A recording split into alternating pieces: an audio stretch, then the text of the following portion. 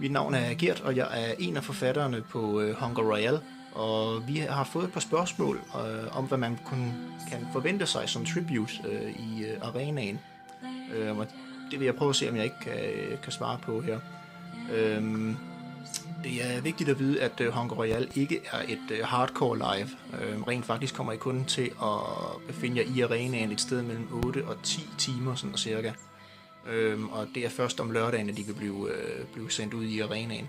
Fredagen vil simpelthen foregå med, at de bliver vist frem for de her noble spillere, som der så skal sidde og væde på jer. I bliver sat i spil i jeres grupper, dem som I har tilmeldt jer i, forskellige steder, simpelthen for at folk det ikke bare fejrer flæsket på hinanden og slår hinanden ihjel til at starte med, så slutter det ligesom ret hurtigt.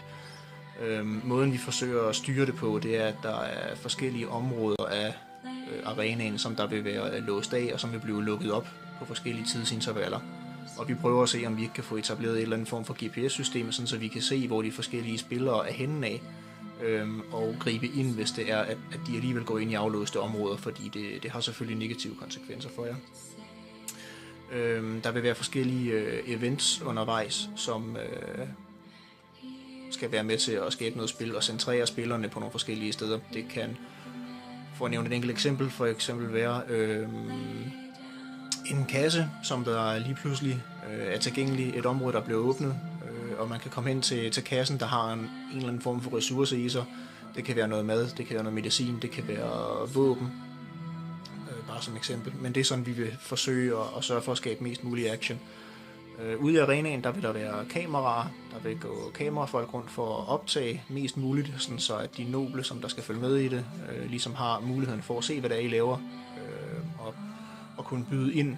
Og det er også vigtigt, at I på en eller anden måde spiller lidt for kameraerne, fordi det som I spiller, det giver mulighed for dem, der sidder og skal vide om, hvem er det er, der vinder til at sende jer sponsorgaver, for eksempel. Så hvis I gør det rigtig, rigtig godt på kameraet, jamen, så kan det måske være, at der er nogen, der vælger at sende jer en eller anden ting, som I kan bruge til et eller andet ude i spillet.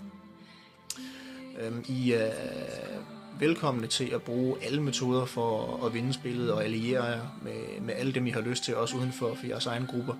Det eneste, I skal huske, det er sådan set bare, at der kan kun være én vinder. Så hvis der lige pludselig er en af grupperne, der er rigtig, rigtig seje, og stort set alle sammen har overlevet, så ender I i en situation, hvor I er nødt til at forsøge at slå hinanden ihjel.